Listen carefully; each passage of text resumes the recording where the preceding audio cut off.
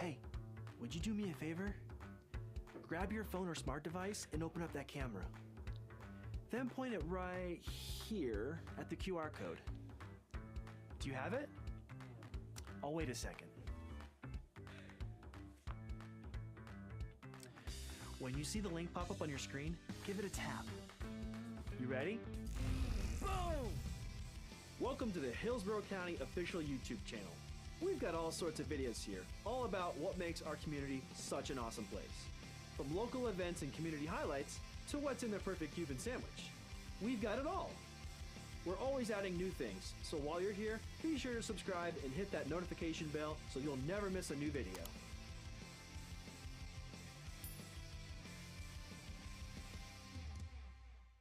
Here's that QR code again, just in case you missed it. Go ahead and check it out. Ooh. This must have fallen out of that video.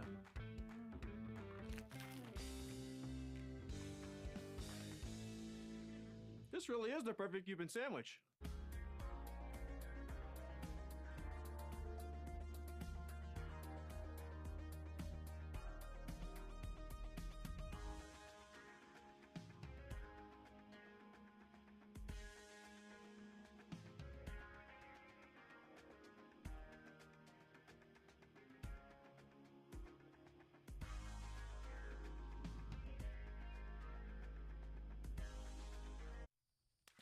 Hey, the new house looks great. How are you liking it here?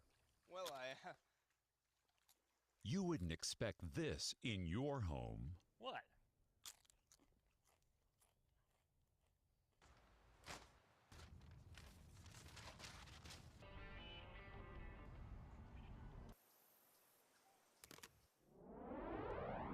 Why on earth would you do it in ours? Hillsborough County put waste in its place.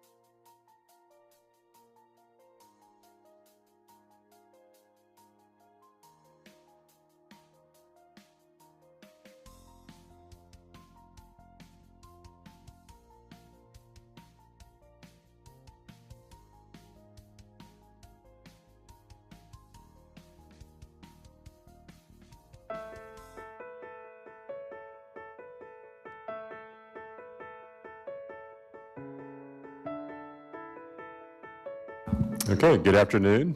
I'd like to call this meeting of the Commission on Human Trafficking to order today. And I'd like to make sure we have a quorum. If we do, it'll be the first time since January. Really appreciate everyone coming today. We actually have to do roll call. Yes, we'll do roll call and make sure we have a quorum today. Thank you. Chief Hurtlock, Here. Commissioner Cameron Cepeda, Here. Santiago Ferrara, Present. Detective Sergeant Kevin Durkin. Here. Iris Valdez Corianway. Mayra Espinoza, Here. Public Defender Holt. Rocky Brancato is here in her place.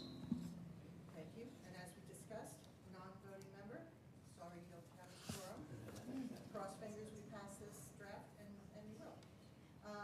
Jennifer Glaser, Here. Claudette Graves. Chair Clune, Here. Deborah Laskowski. Here. Sergeant Justin Lee, Here. State Attorney's Office. Jessica Couvertier on behalf of the State Attorney's Office. Thank you, and same statement I made to Mr. Brancato. Captain Chris Mills. Beverly Moganecki. School Board Member Perez. Major Mayra Rivera. Present. Connie Rose. Present. Chief Judge Sabella. Present. Dottie Kruger Skipper. Present. All right, give me a second.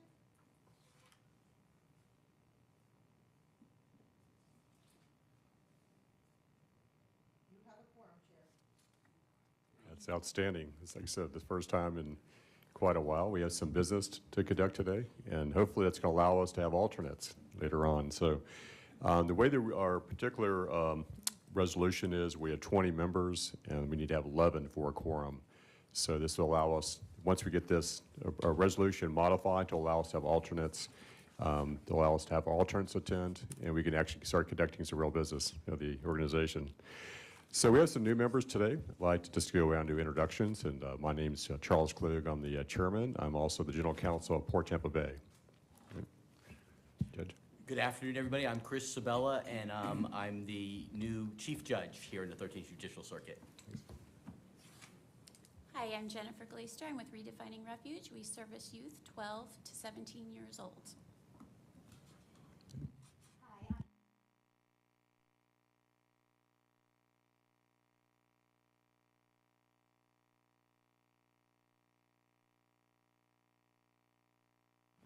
I'm Rocky Brancato, the Chief Operations Officer at the Public Defender's Office. Good afternoon, everyone. Santiago Corral, the President and CEO of Visit Tampa Bay, Hillsborough County's Destination Leadership Organization. Lisa Monteleone, Administrator, Government Relations and Strategic Services for the COHT. Good afternoon, everyone. Deborah Cromartie-Mincy, County Attorney's Office. I'm Rob Parkinson. I'm the county's criminal justice liaison, and I'm over the criminal justice office here. Hello, I'm Gina Justice, Court Administrator, 13th Judicial Circuit. Hello, I'm Andrea Hughes, Sergeant of Tampa Police Department Special Victims Unit. Hello, I'm Jessica Couvertier. I am the Deputy Chief of our Special Victims Unit at the State Attorney's Office.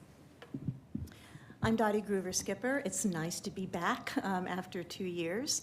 I have a small organization called Heart Dance Foundation. We've been serving victims and survivors for many, many years, been in the trenches for over 40 years on this issue, but on this commission, I am representing the Commission on the Status of Women. Hi, I'm Major Maya Rivera, and I'm over the Special Investigations Division. Lee Burkaw, Chief of Police for Tampa. Lieutenant Justin Lee, Plant City Police Department. Good afternoon. Mayra Espinoza, nurse practitioner with the Crisis Center of Tampa Bay.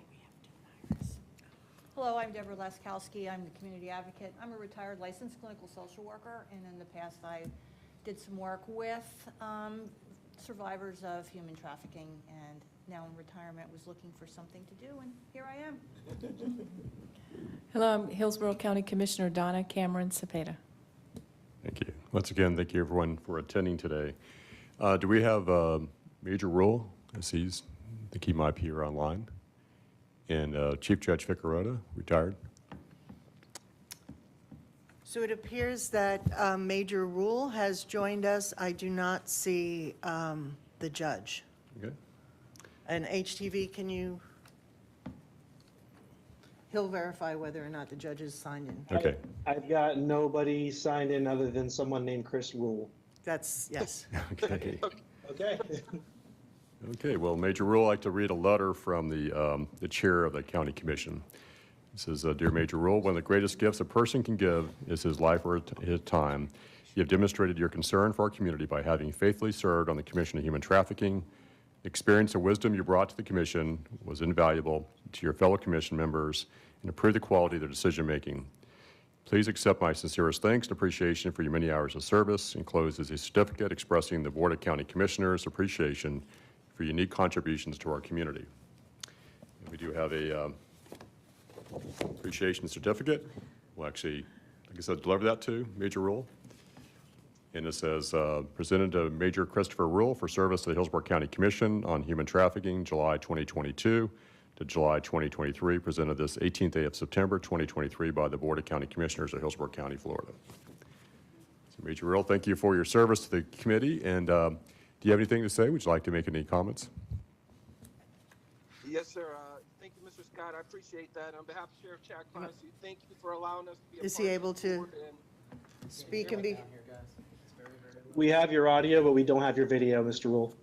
Yeah, I apologize. I'm on vacation in the woods hunting in Tennessee, but I want to make sure that I have time to come in here and recognize this. So on behalf of Chad Cronister and the men and women of Hillsborough County Sheriff's Office, we continue to look forward to combating human trafficking in the county. The good news is I just got promoted to colonel, so I took over the Department of Investigative Services, and I will be working hand in hand with Major Negron to still combat human trafficking in the county and also in the state of Florida. So thank you so much, Mr. Hunt and the board. Thank you. Thank you again. Okay, I'm going to go to subcommittee reports. I'm going to skip the legislative judicial and go right to the steering committee. And in particular, we have Head County Attorney Deborah Cromartie-Mincy, and I think maybe she'll just go through our amended bylaws and our bylaws and amended resolution. So going to the steering committee itself is that we actually approved the changes to the resolution, and we had also approved the bylaws. And without going into all the detail at the committee level, at subcommittee level, though, maybe Attorney Cromartie, could you just go review those for us, both the resolution changes and the bylaws, which we didn't have before. I think this is something that we've been developing for in the last couple of years. Thanks. Yes, absolutely. Thank you, Chair. Thanks for this opportunity. And what you should have in your packet is the proposed changes to your resolution, which currently exists. This would be the second amendment to it, should it go through. Just very quickly, I go through some of the suggested changes. As you can see, we're just updating your whereas clauses to accommodate the suggested changes. We're also, basically the main premise behind the change is to allow for alternate members so that these alternate members can basically participate in the instance that the primary members or you cannot participate. The alternate members will have the same terms, the same length as yours, and be filled in the same manner as your position was filled in terms of getting confirmed by the Board of County Commissioners. I think it's going to be a benefit to you. Business would be able to go on, and if the primary members are not able to serve, your designees or alternate members will be able to do that. And all of the other changes surrounding this main change is just to accommodate the alternate members now in your resolution. Looking to see if there's any other changes that are just as significant. Everything else is just pretty much housekeeping, and I'm happy to answer any questions you might have about the resolution before I turn your attention to the bylaws. Yeah, thank you. Before you have any questions or comments on that, could you also talk about the process, the schedule for this approval? Yes, in terms of this being approved, once you all approve, or if you should approve today, me going forward, this will go to the Board of County Commissioners. Historically, the way that this has happened is that it was presented to the board on the irregular agenda. But because this is not necessarily an ordinance, but a resolution, it could go just on consent, be approved with no discussion whatsoever. Previously, the previous chair wanted to have that discussion, so it was presented to the board, and there was opportunity for some interaction with the board. However, whatever it is you would ask me to do, I'm happy to either put it without discussion so that it just passes, and that's what generally happens with resolutions, or it can be placed for some level of discussion with the board on the regular agenda. Okay, do we have any comments or questions about the amendment? And Is this for the entire resolution or just the amendment that was just read? Well, the resolution, the way you see it in your packet, what we did was instead of having, because already this would be the second change or the second amendment, what we did was consolidate. So you have one resolution now. You have the original resolution, and this resolution also encompasses the First Amendment. So it's a consolidated document. And I can add that in your agenda packets, both the original resolution, which was 19-141, was included, as well as the amended resolution, which was 20-041, coincidentally. And those are in your packets. So as Deborah just said, this will replace both of those, because now all of the changes are combined into one governing resolution, so there's no going back and forth between what was in the first one, the second one, and this would be the third.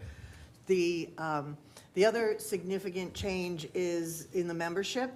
So we're going from 20 members to 19 members, because the Hillsborough County Sheriff's Office had two positions. One was the Child Investigative Unit, which is Iris Corey Dunaway, who I read at the top of the meeting for quorum, because technically we haven't removed her as a member. However, that department is no longer under the Sheriff's Office. It is now a function of state government. So since there isn't a position at the Sheriff's Office, it was decided to just remove and have the Sheriff's Office be solely represented by Major Rivera's unit, which was Chris Rule prior to Major Rivera joining us. And I think, like Deborah said, some of the other things were just housekeeping, some updated language where it may have been unclear, but what she discussed and the from 20 members to 19 members are the two major changes. So this is Connie Rose from Victim to Survivor. So I do have a question. I have two questions, actually. So if you go to page number 3, M through S, and thank you for the changes there. I appreciate that. But my first question is, in the original resolution, there were certain appointees from M through S that some were for 2 years, some were only just for 1 year. And can we have clarification on that? Are these from M through S? How long is their position? So the initial term of members were staggered. And often when a new board or commission is formed, the first group will serve, there will be staggered terms just so that people don't roll off all at the same time. And so that was 2019, because I think it was February 2019 when the commission was first formed. So that would have brought us through 2021. So now the terms, if you go online, I don't have it, or maybe I do, hang on. I do have it printed out, look at that. So most of the members will term out in 2024. There are a couple that are 2025, and there's one that is 2023, and that is Commissioner Cameron Cepeda, and that is only because every year the county commission has an organizational meeting, and at the organizational meeting, the commissioners decide which committees, boards, agencies that they're going to sit on. And I would expect that Commissioner Cameron Cepeda will once again choose to sit on this commission. And I'm sure the other members will be amenable to that because she's so passionate about this issue. So her term is an annual term only because of the BOCC's rules of an organizational meeting every year. So you can go online and it lists all of the terms and the dates of those terms on the webpage. But I can circulate them here. Okay, thank you. And then my second question to that sorry. is on M. It says community victim services is designated by redefining refuge. There are so many organizations that are out there that are community victim services organizations that should have a seat at the table, quite frankly. And you know, how can we make an adjustment so that this can be rotated? So when it's time for the next approval process, that maybe it could be another organization to be able to step up and be part of the commission. So I think you and I had talked about that in between your term. There was a much like Ms. Groover-Skipper, there was a lapse in your membership on the board. And similarly with Ms. Laskowski's position, what we did was look at how to define that in a better way. It also affects Ms. Graves' position as the religious institution. So we kind of tightened up the language. With your position, the lived experienced expert, we had an issue with one of the designated agencies no longer being incorporated, and they had dissolved. So we had a little bit of hoop to jump through when we wanted to, when you had reapplied and for your appointment. So we removed the 3 specific agencies. And it's a human trafficking service provider or other related not-for-profit and/or government entity, which I think encompasses what you're trying to say. That there are a lot of other agencies that do work, and maybe they should also, you know, have the opportunity to apply. Right, but I'm really addressing M. So So- M is Community Victim Services is designated by Redefining Refuge. So does that mean Redefining Refuge can appoint another Community Victim Services agency or organization? Or Redefining- just someone yeah. from Redefining Refuge? Yes, so Redefining Refuge can designate as their representative either a member of their organization or another person they feel would fill the role. So can that language be added so that folks, when they go to apply, they understand that in fact they can apply for that community victims? They wouldn't apply to the Board of County Commissioners. They would request Redefining Refuge. And they would talk to the CEO, the executive director, somebody in that role at Redefining Refuge and ask if they could be Redefining Refuge's appointee. Because it's a seat designated for Redefining Refuge. If they choose to fill that seat themselves, they can. Or if, you know, there's a volunteer in their organization or somebody that they're familiar with and comfortable with, that person could serve as well. But it is up to Redefining Refuge. If I may, I think where some of it may come in, I think. Can you identify yourself, please? Yes, Jennifer Glaister, Redefining Refuge. Yes. Part of the reason that it was so specific to Redefining Refuge at the time is because at the time, we were the only ones serving 12 to 17-year-olds. We want everybody represented on the commission, and if we did away with Redefining Refuge at the time, basically, we were having adults represented, survivors represented, but we weren't seeing where basically we were a group offering services to children at the time. And that was specifically why, at least that was to my understanding. Could I say too that there is another organization, Hillsborough County, I think they're in Hillsborough, they might be Pasco. But anyway, that serves children in that age group as well, and they were in existence when this commission started. So I'm a little confused too. Redefining refuge, you guys are amazing.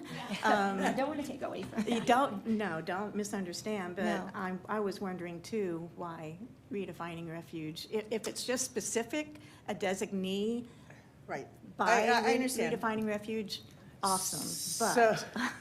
so Ms. Gruber-Skipper, and if I could ask everyone to identify themselves sorry, as they, Ms. for the record, Gruber-Skipper. when they speak, because when I do the recaps, it's That's what the sign sometimes language hard. was for. I'm sorry, I didn't catch that. So, although I worked for the office of the former chair, I wasn't involved in constituting. As a matter of fact, I started the day before this went to the Board of County Commissioners for instituting the commission.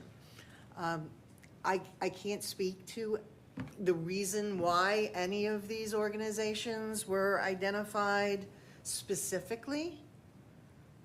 But, you know, it's the will of the commission to either, you know, accept this language, suggest changes. But what I would ask is that, because I really would like, after a year and a half of working on this, to enter the next meeting in December with a solid document, provided we could get it to the Board of County Commissioners and get it on a consent agenda prior to the December meeting of the Commission on Human Trafficking, with a clean bill, or a clean resolution. So if you have suggested language, then we can incorporate that, and when the motion is made to accept the new resolution, it be as amended to include whatever language you all decide. So we can still approve it today. Can I be recognized? Yes. I do have a suggestion, and hopefully this will maybe resolve some of the issues. This is just a suggestion. The same as we have for S, where it says, as designated by human trafficking service provider or other related not-for-profit and/or a governmental entity. Perhaps that could be assigned to M as well. I don't, you know, again, this is just a suggestion. It's broad enough, it's general enough. It would include refining refuge if necessary, or any other entity. So that's my suggestion. I think that's a great, Connie Rose, Victim to Survivors, I think that that's a brilliant suggestion. Thank you. Oh, you're so very welcome. Agreed. Jennifer Glaser, Redefining Refuge. So then would we do that with everything, with all the others, N, O, P, and Q as well? Since they have designated groups that pick? Well, I would say that within is the tourist industry. So it would be designated by the industry that deals with tourism, which is Visit Tampa Bay. Same with the hotel industry with M, P. You know, certainly this is all up to this body, but P designated by the Crisis Center, and Q, R, and S. I'm not certain exactly, well, Q and R, I'm not certain exactly how you all would want to resolve those issues. But again, what the suggestion is will cover redefining refuge. It's not like it will exclude, it will include along with other agencies, because that just seems to be the sentiment that I'm hearing. But certainly it's at the discussion of the board. Any other comments about that suggestion? Could I just, Yes. so just for clarity, I think your suggestion is wonderful. That doesn't exclude redefining refuge already having a seat at the table, correct? Because they do have a seat at the table, but this is. It would not be, if I may. No, sure. Correct me if I'm wrong, but I don't have a law license. But it wouldn't guarantee them a seat at the table.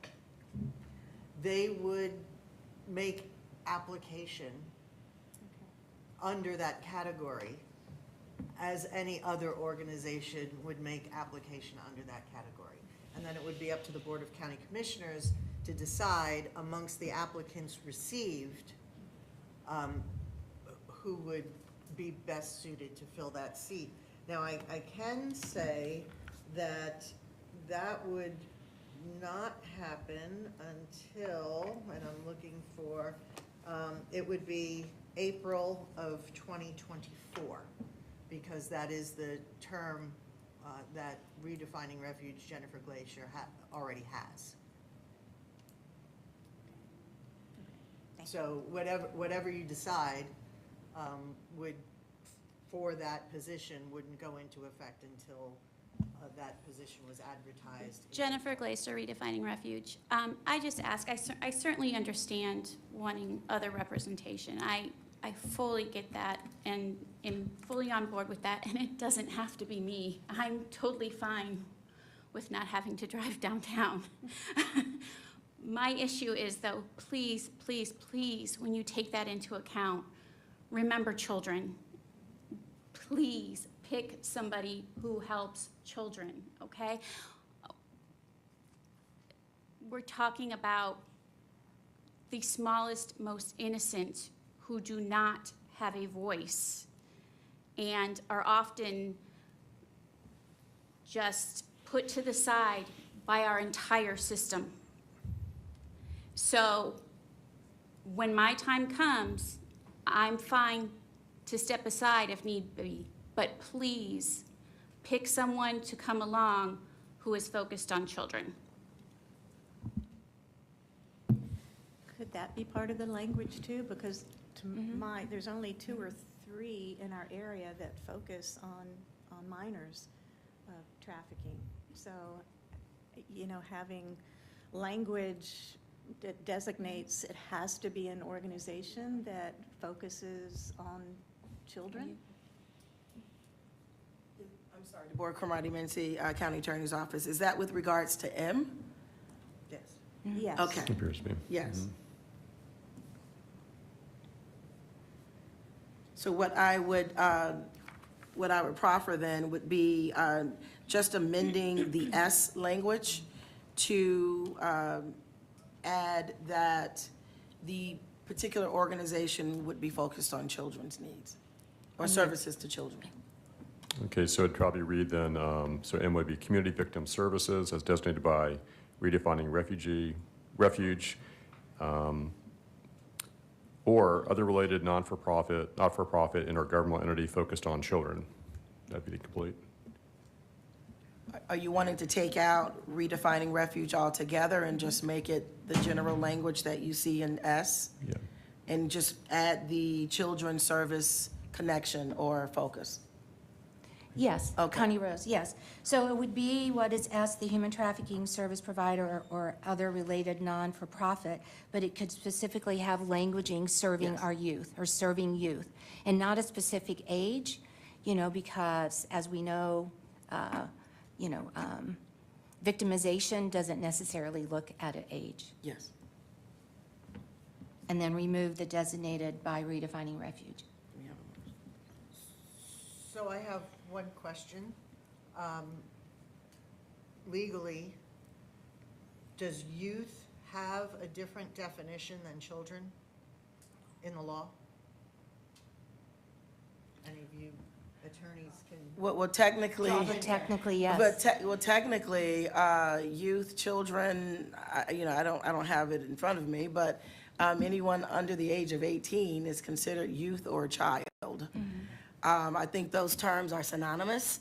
I don't know that there's some other outside definition besides being under the age of majority, which is the age of 18. Jennifer Glacier, Redefining Refuge, and certainly I would think it was wonderful if we had someone who worked with, say, new mothers or infants, then we could stop this before it even happened, would be just the most wonderful thing.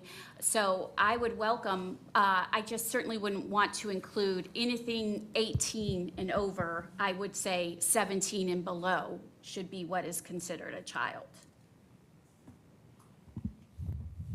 I can certainly put something that reflects that, yes.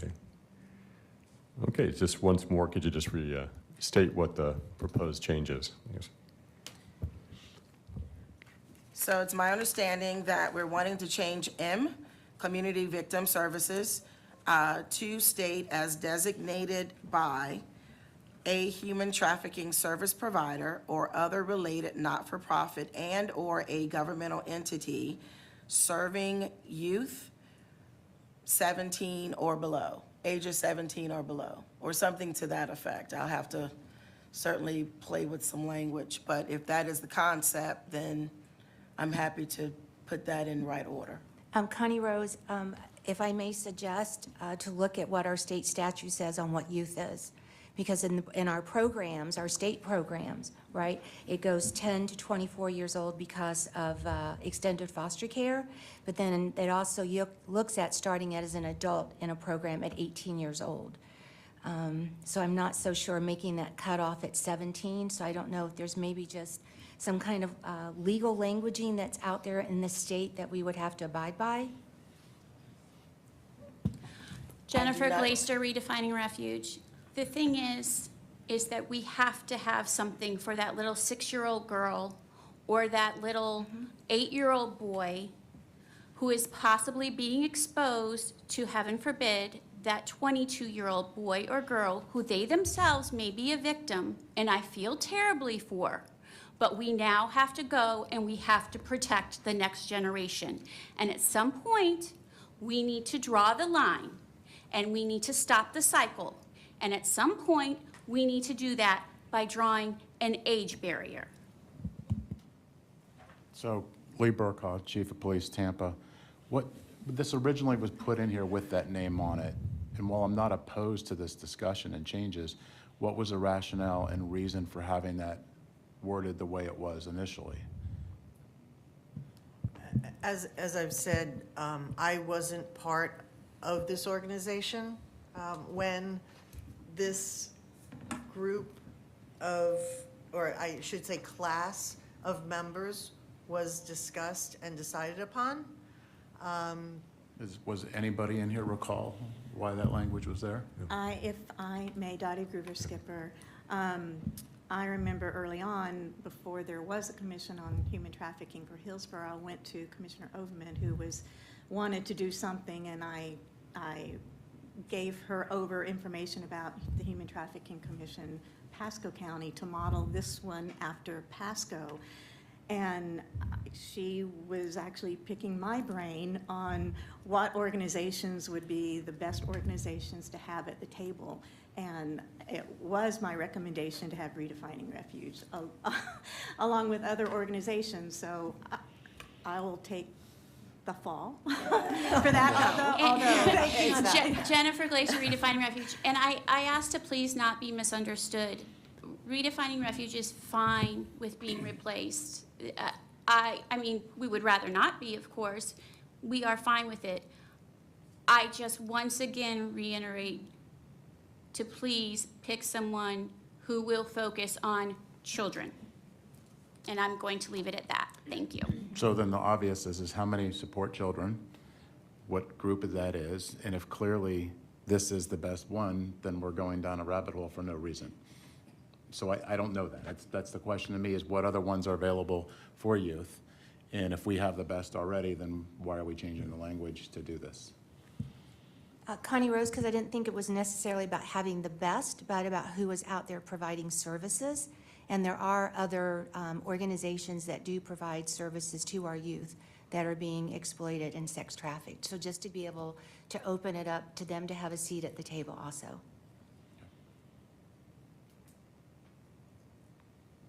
Another alternative could be to add an additional seat.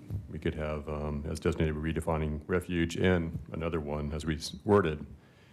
So we're dropping down from 20 to 19. And I think one of the issues there, we had a quorum issue, but if we're going to have alternates now, I don't think we're going to have that quorum issue. So we can keep it at 20 and just have another seat for that. So, I mean, we went through this exercise. I think the language we could use for that additional seat, keeping as designated by redefining refuge on M, but also another seat for a human trafficking service provider, other related not-for-profit or government entity focused on serving youth, and we can. Yeah, then you're giving the youth 2 votes. You're doubling down Yeah. on the core issues, so that, I would support that right away. Okay. But, Connie Rose, but I do want to bring this up, okay? We're forgetting that we have adults that were trafficked, adults that are moms, grandmothers, caregivers, teachers, and they deserve to have a seat at the table also. So if we're going to start breaking it down, then maybe one of the other positions that we have on here, maybe we could make that for 18 and older, and then make the 20th one for youth. Well, so that we redefining could address refuge both. includes is children mainly, right, under 17 or under. Maybe we can define this one to be in 24 or under, perhaps, that group. And if I Lisa? may, since the Yes. one that was, the seat that was being eliminated Yes. was the HCSO Child Investigative Unit, right? It would, I think your proposal, Mr. Chair, is a good one that would replace the HCSO Child Investigation Services Unit with another youth seat. So we always had 2 seats on this commission for the representation of younger people, staying away from youth or children. So, Yes. so I think that would be a good solution. And like you said, we are going to, with the cross fingers passage of this document, you'll have the opportunity for alternates. So we should eliminate the quorum issues we've had, because we can still have 11 we would still have 11 necessary in person for quorum. Jennifer Glaser, Chair, may I be redefining recognized? refuge. Oh, I'm Yes, sorry. you're recognized. Sorry, go ahead. Kevin Durkin, Tampa Airport Police. If the most pressing issue we have right now is get this resolution passed, because we don't want the lion's share of another year to go by without a quorum. As it stands right now, adult victims are being tended to by this commission. Children are also being tended to by this commission. Perhaps if we make a motion to approve it as constructed now, and then maybe have a follow-up motion to have a resolution review subcommittee in the coming year, rather than trying to create it in haste. We're covering adults and juveniles, children, and we're kind of getting lost in a side street here.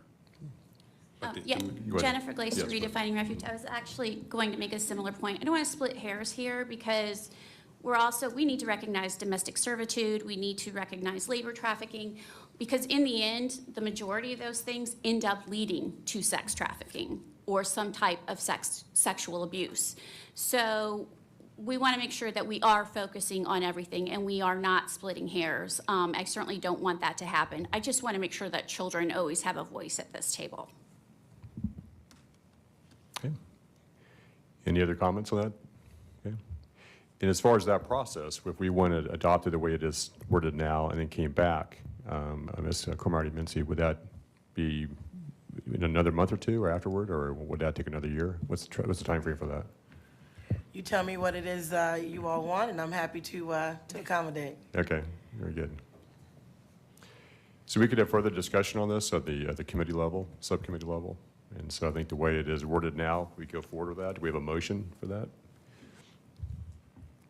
Yes. Kevin Durkin, motion Yes. to approve. Okay. I'll Yes. second. Okay. Do we need a roll call vote? No, we do not need a roll call vote, but I do want to know who the second was. It was me, Oh, thank you, Dottie. because we do have a year, some time to Yes. have a much deeper discussion Right. to make sure we're all inclusive. So And that should be something that the steering committee will do that. I appreciate the discussion today, and that brought a lot of issues to light there, so we'll go in a little deeper dive on that in the steering committee, with the understanding we can try to come back to and have a subsequent amendment to the resolution later on. Okay. So just to be clear, M will remain the way it is, without the change? Yeah. Okay, thank you very much. Okay, does that roll call vote, or just all in favor say aye? Aye. Aye. Any like signs? No opposition? Thank you. I want to go back to the approval of minutes, the recap from January 26th and March 23rd of 2023. To have a motion to approve those minutes. Those are in our package. Mr. Chair, the March 23rd recap does contain an error. Okay. That would be my fault, because the first sentence says a meeting of the Commission on Human Trafficking from January was called to order, and it should read March. Okay. So you can take the vote separately, approve January's, and then approve March as amended. Okay. Mr. Chair, I have a question as Yes. well. I Yes, was ma'am. not on the commission during this time, so I cannot vote. Correct? Is that how it works? I just want to make sure that I don't cast a vote when I'm not supposed to. You can vote. Even though I wasn't present? Even, you read what was there. Correct. The meetings are broadcast. Okay. So I would hope that you could review the record on YouTube. You can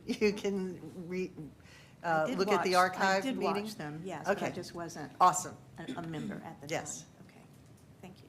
Okay, as corrected, do we have a motion, a second? Who is the motion by? Do we have a motion? I'm sorry, we didn't Oh, have first. Do you want it first? Okay. Need Okay. a second? Do we have a second? I'll second. Thank you. Thank you, Judge. Yeah. All right, all in favor? Okay, Aye. like sign? Okay. Okay, reports are approved. I want to talk about, some of what we're talking about right now is some goal-setting issues, and then if we go back to, I talked about this at a Wait, previous Mr. meeting. Chair? Yes, go ahead. The bylaws. Oh, the bylaws, I'm sorry about that. Yeah, got caught up in that. So, Ms. Cavardi-Mincy, go ahead and talk about the bylaws as well. We didn't have bylaws before, and this is something we've been working on for the last couple of years now, the bylaws. But why don't you talk about the bylaws, what they do, and what the proposed bylaws are? Wonderful. Thank you so very much. Again, Deborah Cromartie-Mincy, County Attorney's Office.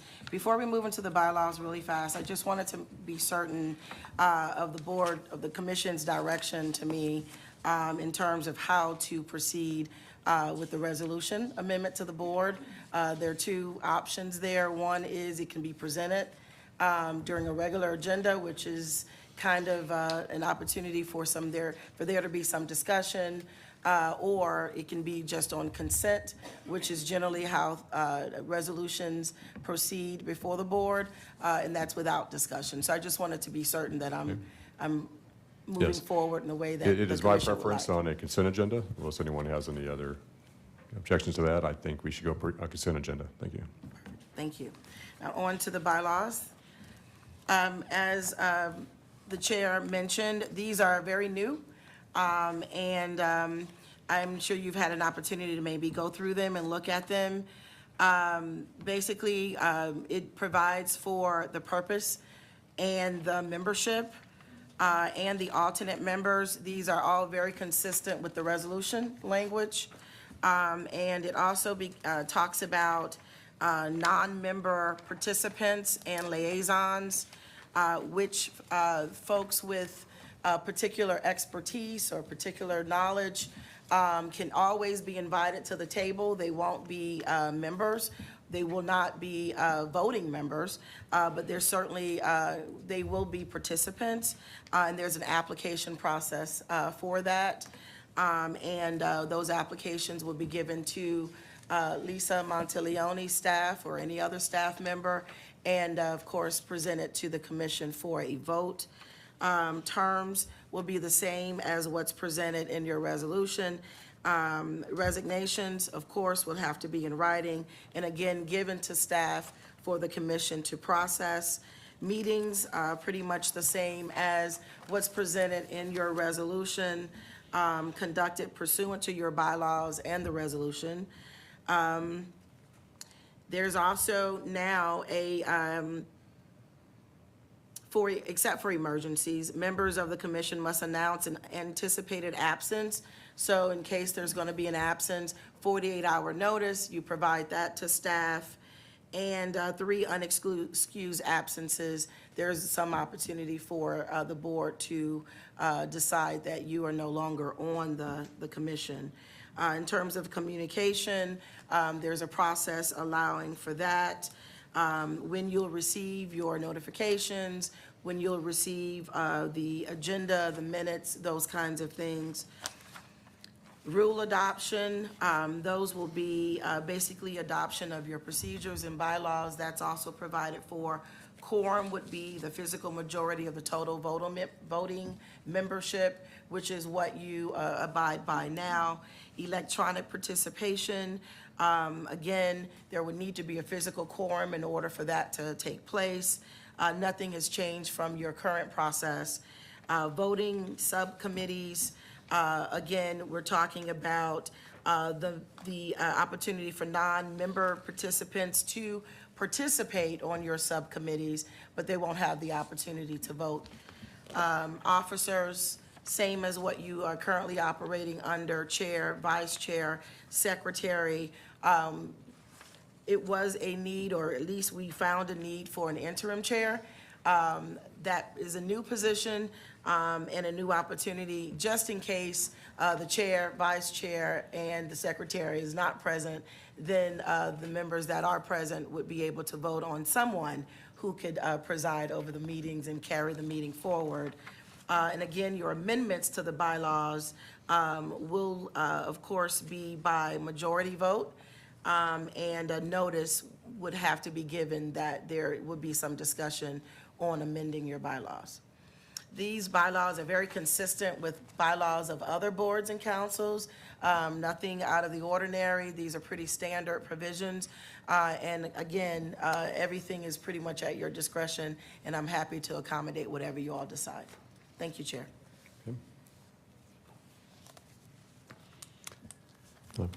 Any Mr. comments? Chairman? Oh, I'm sorry. Yes, go ahead. Santiago Corrado with Visit Tampa Bay. Yes. Just a form, little error, I think, on page 3, Article 2, Section 5. I don't think you need a dash between section and 5 and a period after 5, just to be consistent.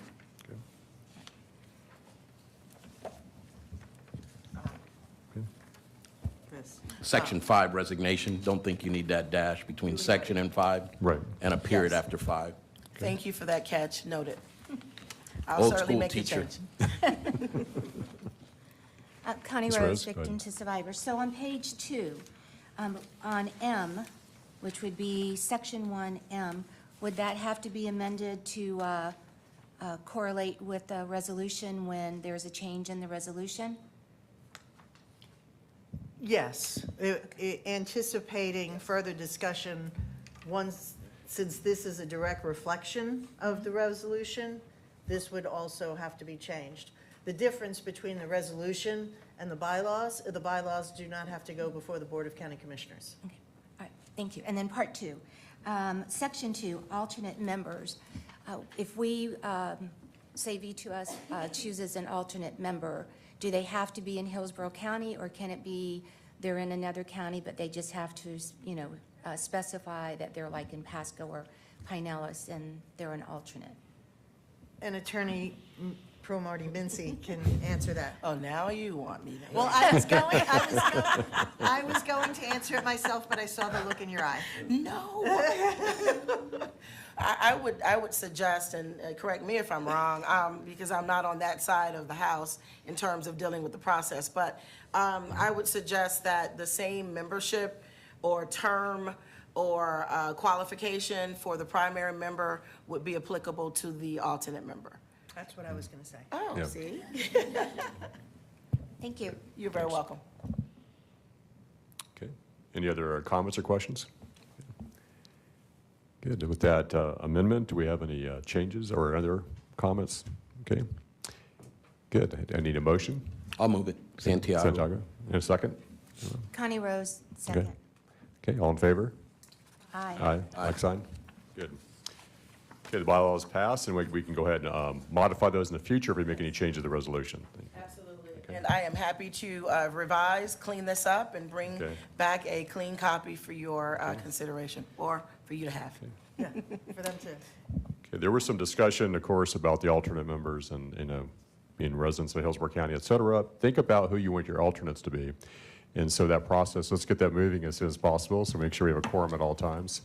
And the process of, once we get this approved by the BOCC, when can we designate those alternates? What's the process for that? What's the schedule? So I will put this on a consent agenda for the next Board of County Commissioners meeting. I don't have the date in front of me. It'll probably be next month because we've already had. The next one is the 4th, so it would have to be the Yeah. second meeting. Yes. Because agenda review has already occurred for the next meeting, so it'll be the second meeting in October. Once the Board of County Commissioner votes to accept the consent agenda, then applications can be processed on the next meeting. Thank you, Chief. So the beginning of November would be the meeting after that. So if all of you can identify who in your organization can serve in your role, should you not be able to attend a meeting, let me know who that is as quickly as possible, because I have to get the application and the ethics forms out to those individuals. They have to fill them out, send them to Luann Finley, and Luann would then put them on a BOCC agenda. So that's a little bit of a process. It's the same application and forms that you all had to fill out, well, except for the commissioner, and I believe the chief judge and the state attorney. So everyone else has had to go through the application process. Good. And those three do not, because they're Right. elected. Absolutely. officials. Okay. Yeah. We're serving in the court. So that process, the next board meeting is November 21st, is that right? Of our commission. Well, Okay. the commission, the Commission on Human Trafficking, or the Yes, Board of County Commission on Human Commissioners? Trafficking, I'm sorry. Commission on Human The Trafficking. next meeting would be December, I believe. I can verify that. I'd have to pull it up. Okay, I'm sorry, I'm looking at the 24 calendar, it must be December 7th. December 7th, okay. So our goal is to, by that next meeting, identify who those alternates are so we can get those moving and get those approved by the BOCC as well. Okay. I'm sorry, I have the That's a proposed 2024 calendar here.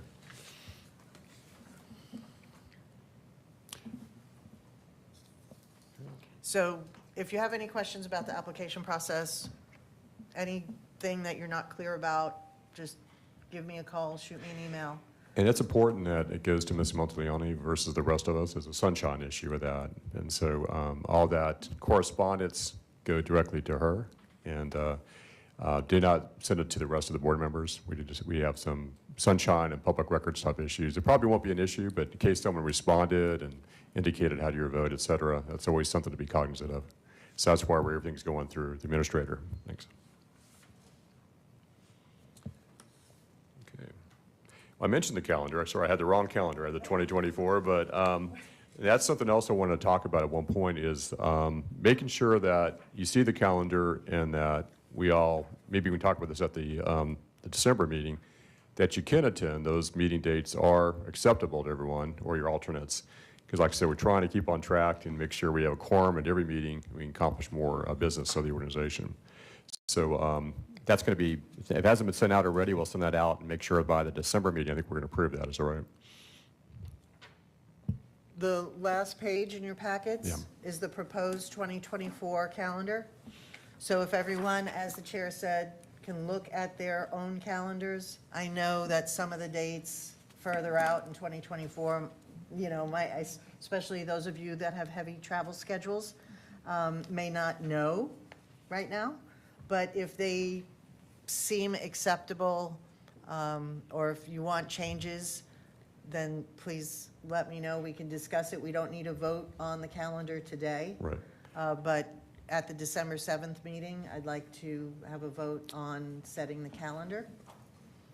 Do you note on the left column, there says 2023 at the bottom? It should be 2024 starting in, but we'll make that correction, right? So look at the right-hand column. Oh, I see. Yeah, Yes. that's what's confusing me a few minutes ago. All of those Yeah. should say 2024. My Yeah. apologies. Yeah.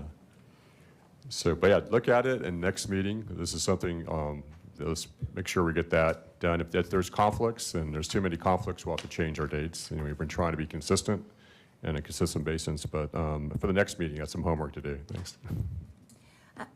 Connie Rose, so the only conflict would be, I'm looking at Dottie, is that we might be the only two in this room. There is a human trafficking textbook that is being debuted at a conference in Orlando, and we will be at that conference.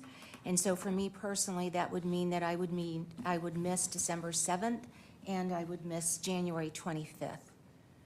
So I would have to have my alternate represent for me. So the December 7th is this next meeting in 2023, that's on the current calendar? Yes, ma'am. Yeah, so hopefully we could have your alternate seated by then. Yes. And it won't be an issue for quorum.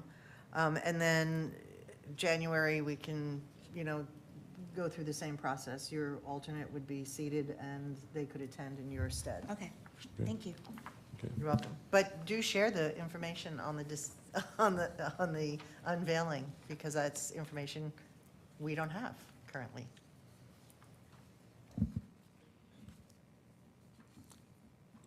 Okay.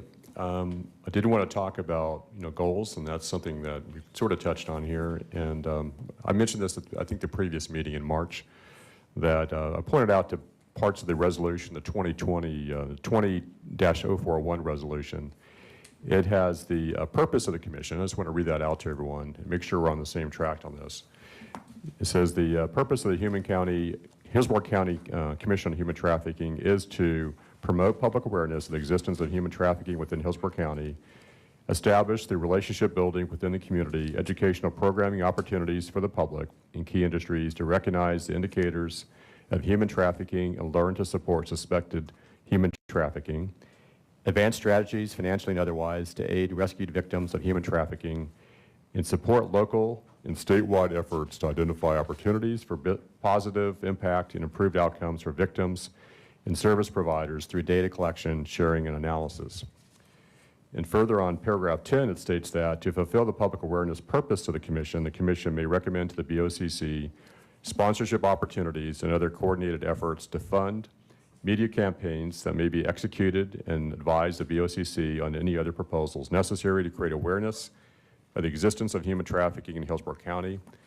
And then finally, in paragraph 11, it states that the commission shall develop a network of individuals and institutions within key sectors of our community that will provide education to their employees and the public, and to recognize indicators of human trafficking and how to report it. As opportunities arise, the commission may direct its work to assisting the victims of human trafficking. And so we don't have to necessarily do this today, but I want to identify some goals and maybe try to set some benchmarks or things that we want to try to achieve. And thanks to Commissioner Cepeda, we also have some funding that she's approved. And so just want to make sure we're on the right track. Everyone, we're going down the right channel here in the maritime terms, and that we're trying to accomplish these goals versus we're just trying to schedule meetings every couple of months. So we actually have a purpose here. Some things we talked about on the steering committee was marketing communications, education and training, having a Hillsborough Heroes training type program or speakers bureau. Those are other things that we can be doing as a commission or committee. So having said that, I'd like to just open the floor to any other thoughts on that. And like I said, this is also something we can talk again at the December meeting about the goals and goal setting for this organization. Thanks. Okay. Any comments or? And you don't have to all speak at one time either. So Could I just say something? I know, Yes, fine. obviously, awareness is the first step in education. you know, as a foundation for getting the community involved and helping to resolve this horrendous issue. And I don't know if this is the right time to bring it up, but January is Human Trafficking Awareness Month, Sure and is. we are not meeting again until December. So I would like to propose that this commission do something, if it's a press conference, if it's just something to raise awareness in the community about human trafficking. Again, I don't know if this is the right place in the agenda to bring it up, but Well, absolutely. we Absolutely. don't have much time if Yes. we're going to do something. That's correct. Just want to throw that out there. So with that, I don't know if January, oh, Connie Rose, sorry. Yes. Years ago, and I apologize, I don't remember what year it was, but we did a collaboratory, right? And it was phenomenal. And what that collaboratory did was brought together all key stakeholders, and then it was basically like a strategic plan of how to move forward. I would love to see that our Commission on Human Trafficking could be the lead for a collaboratory. And whether it is something that we do in January, which we could pull off, or that we do, further down the road. But again, I think that that would be incredible for us to do as a commission. I believe when Carl Harness gave his report to the BOCC, the human trafficking report, he included that, because that was like 2014, and we Yes. all 2014 came or together 2015. and had a 5-year strategic plan.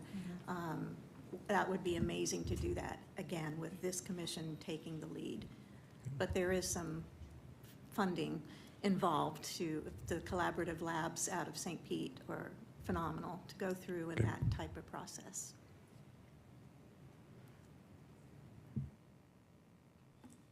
Okay, any other comments? No? And this is something we can get back, like I said, to this December meeting, and we need to plan some type of events for January, like you said. That's a great idea, and these are all great things we need to start implementing. We do have some funding that was approved as well, and I think that's in our staff report, and I'm not sure if Ms. Monteleone can discuss that as well. At the BOCC meeting, there were some approval of some funding. I just want to give you some updates on that as well.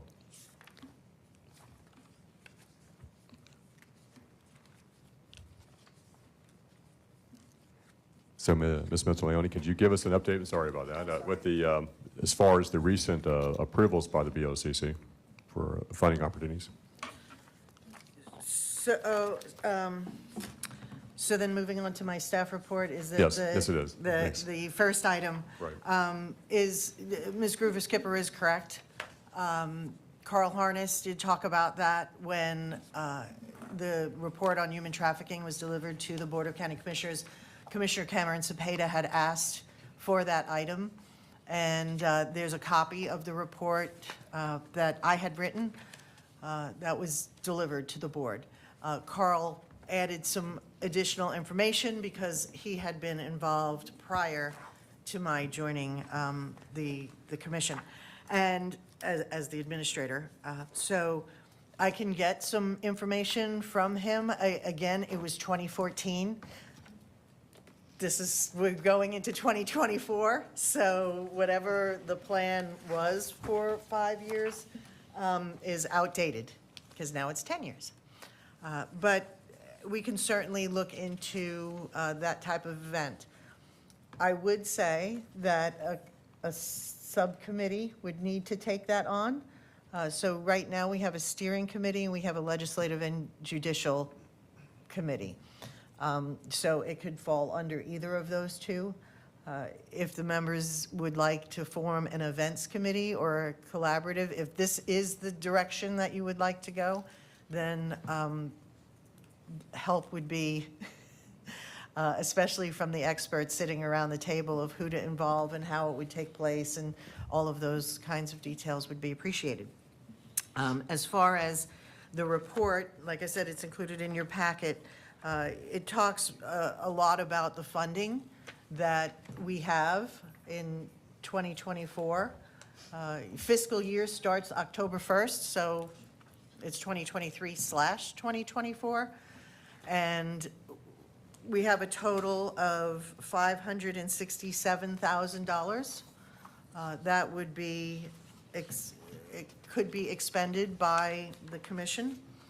I have invited Mr. Parkinson here today because he's the Criminal Justice Grants Manager, if I have that, Director. If I have you. Criminal Justice Liaison. Thank you. Okay, I also manage grants. Not what it says in COIN, under your title. COIN is our internal directory system.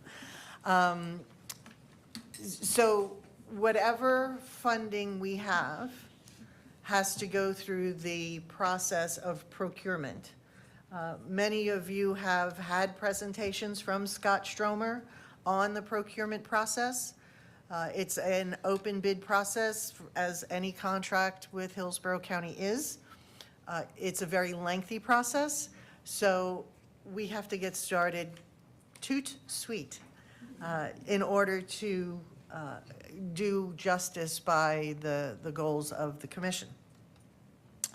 So I have suggested to Mr. Stromer that he might want to keep his calendar open for December 7th and come before the commission and talk about the process once again.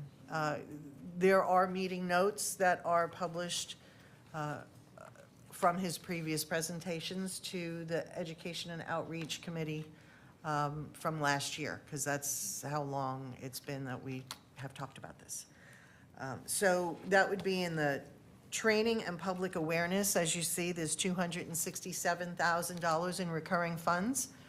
The $260,000 was something that Commissioner Overman, the previous chair of the Commission on Human Trafficking, had put into place. And now Commissioner Cepeda has supplemented that with another $300,000. The $300,000 is non-recurring funds. There's also new rules that have gone in or will go into effect in 2024 regarding nonprofit agencies and who is and is not eligible to receive funding from Hillsborough County. I have not read through all of those rules and will need Scott Stromer's help and direction on implementing that process by the new rules that have been approved. I think it was back in July. It was over the summer that the new rules were approved, but they were put into effect in 2024. There are positions that are funded that will continue to be funded with the passage of the budget. The Crisis Center positions, there are 2 at the Crisis Center. One is a nurse ambassador position, and the other is a healthcare coordinator position. Those will continue to be funded. And the courts liaison position will also continue to be funded. To that end, there was, Mr. Parkinson had distributed a memo from the 13th Judicial that was received that explains somewhat the position of the court administrator, and that looks like this. And that explains some background. And both Mr. Parkinson, Ms. Justice, and Chief Judge Sabella can speak to details of what I just covered. Just a few comments. Rob Parkinson, Hillsborough County Criminal Justice Liaison. Before I ask Gina to talk a little bit about the really comprehensive analysis the court administration just did on their human trafficking cases, I'd just like to comment on some of Ms. Grover Skipper's comments about the collaborative lab. Those efforts, those types of problem-solving activities are really instrumental in putting together multi-year plans. And of course, this group did that, I want to say, was it 2018, 2019 when it was actually done? I thought it was longer than that. So the takeaway is there was a 5-year plan put together. So my question to the group, and I know there's a lot of new members here that weren't there at the time, is what did that plan say and what has been accomplished since then and what remains to be accomplished? So I think possibly for next meeting, it might be good to pass it out to the group so there can be a brief discussion on that. To get our notes, if I still have them saved on my computer. Yeah, I believe I still have my notes. I'll make a note of it to pull them up. Well, and I'm sure we can come up with the actual report. So that would be a good place to start. You know, to plot a course, you need a place of origin and a destination. So that will really help this group.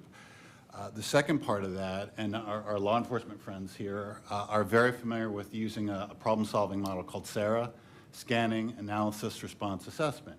And basically, it's a problem-solving model that it's essentially a circle where you discover a problem, in this case, human trafficking. You analyze the problem, what is its true nature, the number of cases, the issues surrounding those cases, the types of victims, types of service programs. You initiate a response to address those issues, and then you analyze how you're doing. And again, qualitatively similar to the collaborative lab that you participated in. So again, I think that's something that should be put on this agenda on a regular basis to take a look at. The second part of it is this group has been very successful in advocating for funding and partnerships, not just from the county. You've partnered with, obviously, with the Crisis Center. You've partnered with Crime Stoppers. You've done a lot of work, but there's not a regular mechanism for you to get feedback on how those things are going. And the report that was just discussed is great, but you guys shouldn't have to wait a year, year and a half to get regular updates on that. So something you might want to consider is getting more regular updates. For instance, how many cases has the Crisis Center reviewed? You know, what's happening to those cases? That sort of thing. And as a group, you can pick those core metrics that are important to you. And of course, you may have done that in your project 5 years ago, but nobody's keeping track of it. And it's easy to get lost when you're not keeping track of your route. So just those comments. And my final comments, and the reason I bring up all these items related to measuring your progress, is there's two reports that are going to be discussed today. Gina's going to talk about one, and that is an effort that court administration undertook to actually quantify the human trafficking related cases that have been going through the courts. She did a 5-year analysis and came up with some really good data. The other data point I wanted to mention is the OPAGA, the Office of Program Performance and Government Accountability Report, that was just issued at the end of July. I didn't get it until the first week of August. But this is the annual report on the commercial sexual exploitation of children in Florida for 2023. And there's some really good data in there.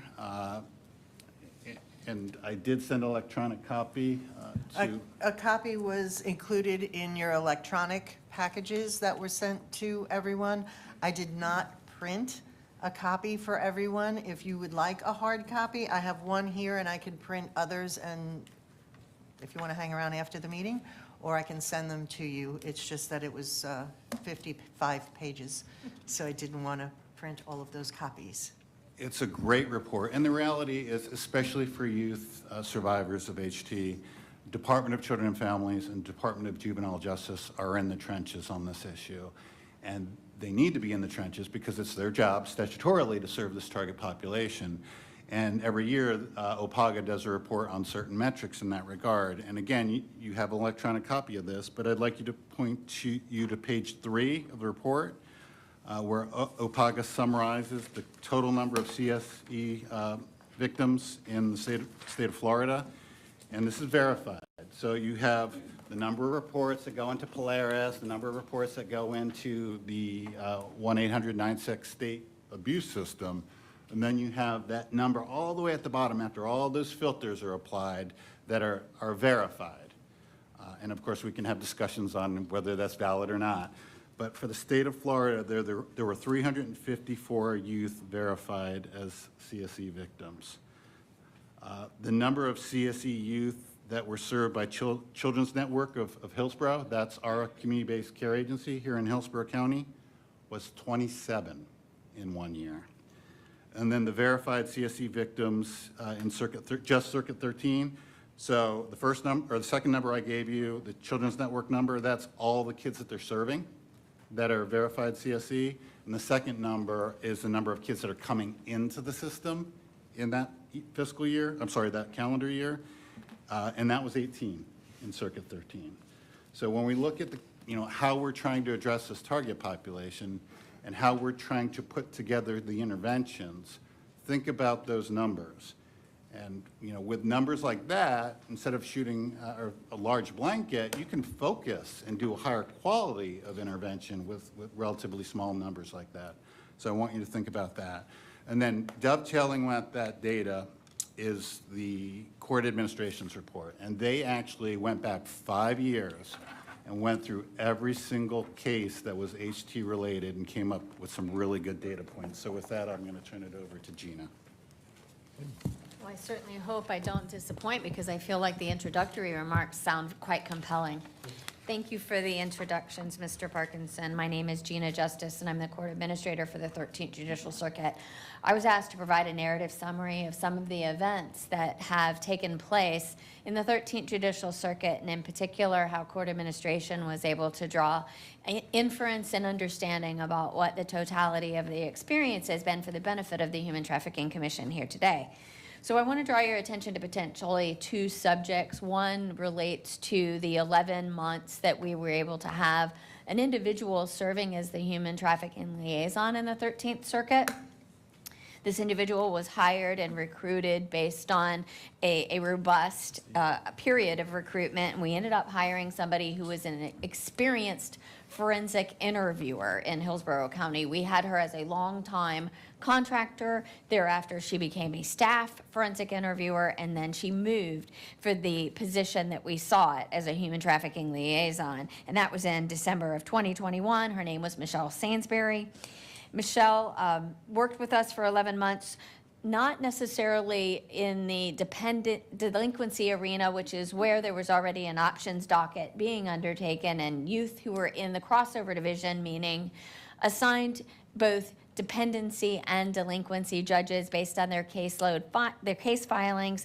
That was already being addressed, and therefore we had Michelle specifically work in the area of dependency, trying to find youth in the dependency division who may have been exposed to a human trafficking nexus. Therefore, you'll find that in my narrative, she went through over 450 shelter packets and observed court therein. She did 150 or more shelter reviews, meaning there was a formal hearing held regarding the shelter status of that family. And she did 200 or more EMOP placement reviews to try to identify youth who may have been trafficked in the dependency arena. In total, there were over 800 matters reviewed, with only 6 cases being flagged for human trafficking. 2 of those cases were referred to the options docket with the support of the judge presiding over the dependency division case, and 4 stayed in the dependency division, and I've referenced that at the top of page 2. Secondarily, we went through the process of trying to utilize some of the resources the county provide for the purposes of training and enrichment of our team members so that they can be better able to identify human trafficking cases of varied type. We focused on people in our problem-solving court, case management unit, juvenile diversion, our children's justice center employees, and our case managers in dependency and delinquency divisions, just to name a few. And in total, 27 people in a year and a half were either trained or on the verge of being trained, because we have 3 people who are still utilizing the training program provided by Florida State University's efforts, and that is called a Professional Certification in Human Trafficking Prevention and Intervention course. That has been a very comprehensive training program requiring many hours of dedicated participation and out of classroom study time, and they have really found great benefit in that program. Getting back to what Rob was talking about, which is the 5-year study that was conducted in our criminal divisions, we did an inquiry of adult cases in our criminal divisions to try to identify where a human trafficking nexus may exist. We focused on the period of time of July 1, 2017 through June 30 of 2023, and we found 67 adult felony defendants. However, we had drilled down a little bit further to identify that some cases among those 67 were consolidated.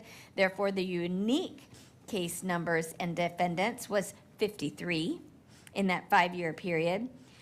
Drilling down into reading every criminal report affidavit for those cases indicated that 43% of the defendant counts, so 43% of 53 cases, were related to undercover sting operations, meaning they were victimless crimes.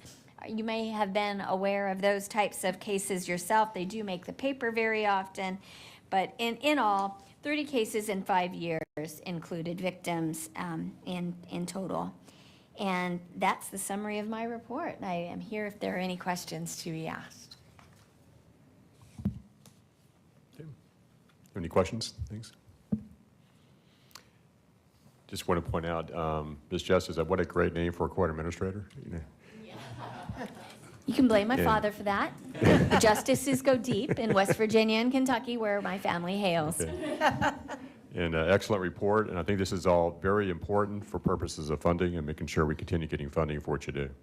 And Thank you so much for your kind words. We appreciate it. thank you. Thanks. And also, once again, thank you to Commissioner Cepeda for obtaining the funding for this and keeping these different programs running. I appreciate it a lot. Do you have any comments? Thanks. Yeah, I just want to say that $300,000 was specifically for the Commission on Human Trafficking, so. Right. Yeah, We very much appreciate that. Thank you. Not quite sure how the funding works at the county, but we appreciate you getting in the budget. And this is for the fiscal year budget starting October 1st, right? Okay. Thank you.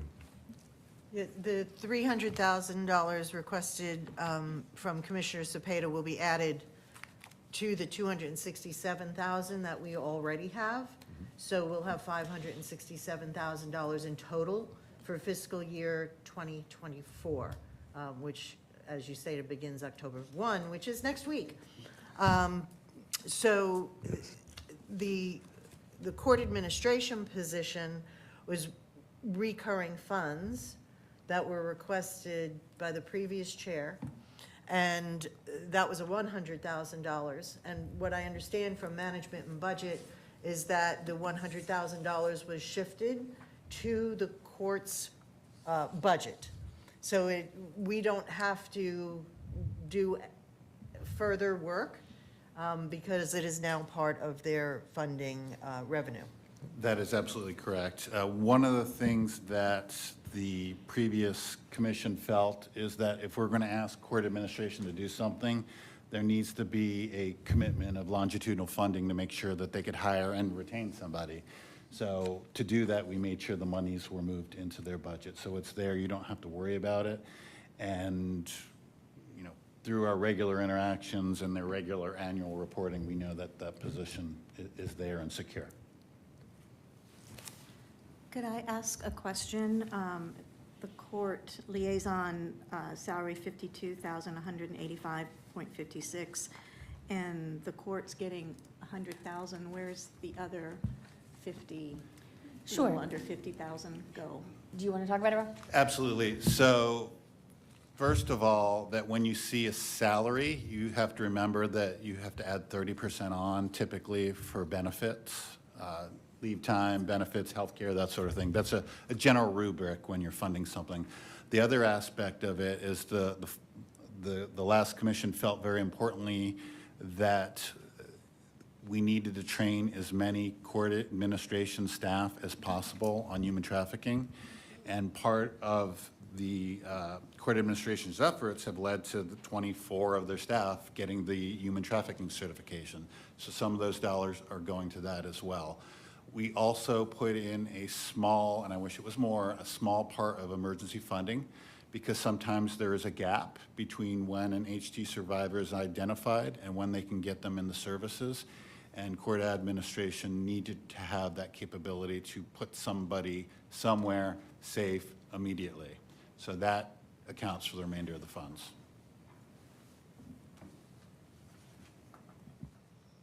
Good. Any other questions? Go ahead. Could I ask another question? Yeah, absolutely. The $300,000 that goes to the commission here, I guess this body can vote and decide how that funding is going to be spent? How is that going to work? Ms. Mentaleone. So that's what I was mentioning at the top, was that we would go through the procurement process, and that's not just for the 300, that's for the full 567. So there would be a decision made by the commission on what your goals were. So, for instance, education was mentioned. So in the steering committee, and we'll talk about that in a minute, the steering committee would then huddle, decide, what project can be undertaken, what the scope of it would be, what the timeline would look like, and give us direction to move forward. In Scott Stromer's previous presentations, he had asked for the commission to put forward a scope of work so that he could put that out as an RFP. And Santiago was part of those discussions. Several of the members here, because this discussion has been had since 2022, have contributed, and I can pull together some of the things that were talked about in the subcommittee meetings surrounding education. We did have a program, most of you probably had heard of Hillsborough Heroes. The Hillsborough Heroes program was designed as a free training program specifically for entities doing business in Hillsborough County. That program ended when the contract ended with the supplier of those services with the vendor. I still have the information from that. We could use that scope of work. But there are so many training programs, and the chair has spoken about the training program that they utilize at the port. They do regular annual trainings that are required at the Port of Tampa for human trafficking awareness. So that became, do we put it out again as Hillsborough Heroes and another branded Hillsborough County program, or do we take advantage of programs that already exist?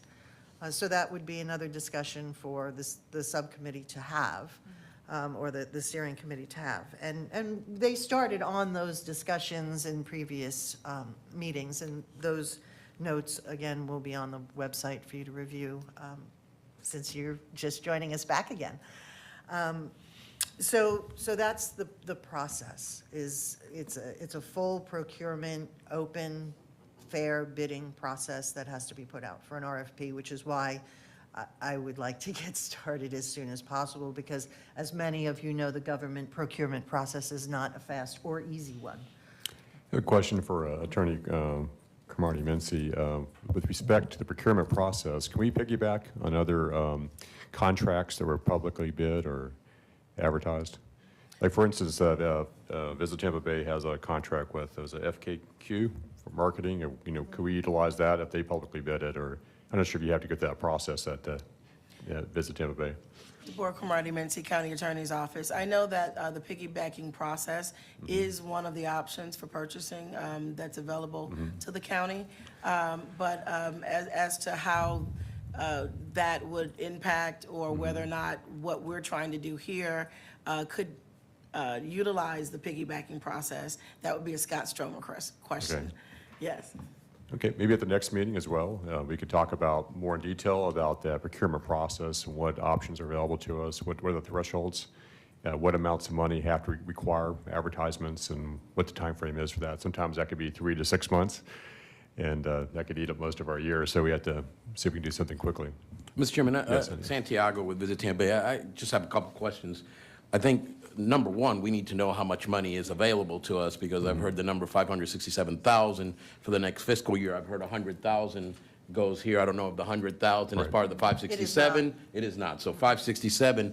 And then I guess the bigger question for the steering committee or this task force is, what are the spends on the $567,000? Are we talking about the HEROES program? Are we talking about an educational, informational campaign to the public? Are we talking about additional services? So I think with staff's help, either the steering committee or this group needs to put together a budget on how to spend or possibly spend the $567,000 with different categories. And then the procurement issue is a different issue. After we've decided we want to spend so much here, well, is there a process for procurement to hire an agency, to hire an advertising group? So I think there's a couple of steps here as far as spending $567,000 and acknowledging that one is just a single year allocation. So you have to make provisions for that as well. Of the 567 is 300,000 just a one fiscal year allocation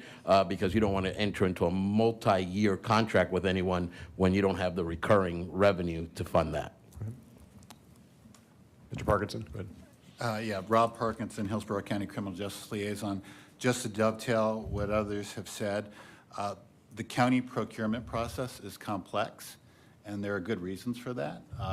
Elected officials, appointed officials, we have to be accountable for government funds, for taxpayer funds. That being said, you talked about piggybacking. There's absolutely opportunities for piggybacking. Generally, the piggybacking will occur when the board or a department already has something in a plan to spend it on. So for instance, Human Trafficking Commission has already said they're going to spend $100,000 on public awareness. Boom, you already have a government-funded agency that is utilizing a public awareness agency, then it's easy to dovetail on an existing contract. The challenge is because the 5-year plan that you have or had may not be up to date, so you can't say $100,000 of that was specifically for public awareness. So you're really at the point that Santiago was talking about is how much of those dollars do you want to spend and on what?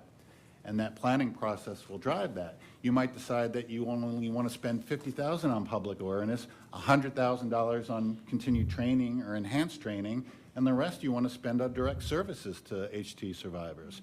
So that's something that will be driven by the plan. The other thing that I want to mention is there are provisions and allowances to do a quasi-procurement, and the provisions for that are fairly restrictive, but they're there. And I'm going to use an example of a border council that I sit on, and that's a Public Safety Coordinating Council. And the goal of the Public Safety Coordinating Council is basically to look at criminal justice system issues, reentry issues, jail issues, that sort of thing. And the county gets a stream of funding that specifically addresses criminal justice issues. It's a federal and a state funding stream called Justice Assistance Grants. And the county has delegated the authority to review applications for that grant program to the Public Safety Coordinating Council. There's a standing committee that receives applications every 3 years. It's chaired by a chief county administrative judge. They make that recommendation, which is then incorporated and sent to the Board of County Commissioners as a recommendation. And in the preponderance of situations, the board always approves their recommendations. So there are mechanisms to do something like that. And again, you're talking about 2024 right now, but how can you put in place a mechanism so that this group can always have a process for receiving requests for funding, making sure they align with your strategic plan, and making those subsequent recommendations for the funding? So just throwing that out there. Ms. Monteleone, we have maybe a steering committee meeting in October. We're not sure to be late October, early November, but we need to have another steering committee meeting. We also need some volunteers for that, some members. So, yeah, I have a sheet for both the steering committee Yes. and the legislative and judicial subcommittee. Some members are here and are current members. Some have cycled off. So I'm going to pass these around. If you want to continue to serve, then you would just initial or sign next to your name, and we can establish who the members are going forward for both of those committees. Okay. And at the next steering committee meeting, we would like to take up these issues of procurement. And So there is, if you would like to schedule a steering committee meeting between now and December, we can do that. There is not one currently on the calendar. Okay, well, we'll schedule that. I'm on that committee. I'll continue on that, and I'd like to schedule that sometime, like I said, in maybe late October, And about a month from now. you do chair the Legislative and Judicial Committee, but we are seeking a chair for the steering committee because, as is in the notes for the meeting, the chair at the last subcommittee meeting had expressed his plate was kind of full, being the chair of this commission and being the chair of the Legislative and Judicial Subcommittee. plus all of the other altruistic boards that he sits on, because this is not the only one.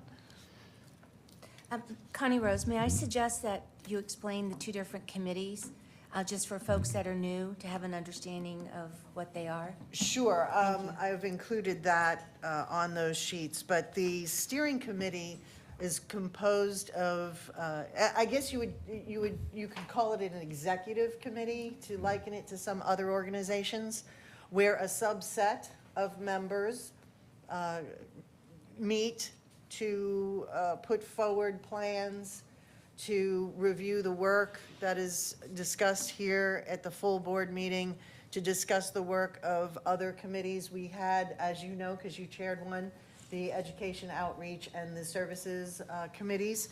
The issue was with those committees is one of the chairs was not a member of the full board. So when she moved, we didn't have a group to coalesce around. We also had a lot of difficulty, as you all know, achieving quorum. So none of the recommendations that came out of either of those committees ever came to the full board because we couldn't get a quorum for a vote. So the steering committee was formed. Those two were put on furlough. So we just remained with the steering committee and the legislative and judicial affairs. So the legislative and judicial really only meets during, when there's session or pre-session with the legislature. They don't take a position of recommendation. Many of the members sitting around this table are precluded from lobbying. So, the sheriff's office, the police departments, the chief judge, they all have restrictions. So what the committee really does is analyze or take a look at what legislation is being put forward and what implications that has for implementation. And if we would like to can we add ourselves for the steering committee? Yes, Okay. of course. Thank you. Sorry, I That's okay. didn't put blank lines on there for that provision. My apologies for that.